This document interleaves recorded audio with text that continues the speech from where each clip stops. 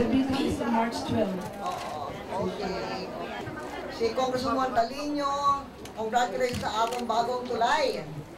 Paano mo, Rod, Malaan Bridge. oo, may araw pang kinahanglan na 20 million sa mga approaches. So, amo ang atong mahuman subong. So, masugod na ang meeting sa March 12. Okay. Agod, mas paspas kag mag-save ang pagbiyahe. Whether to makadto sa Davao and also from Davao all the way up to Cotabato. So, salamat sa mga taga-diri, tungod kay paagi sa inyong lungsod, makabiyahe. So, halin sa Davao hangtod sa Cotabato.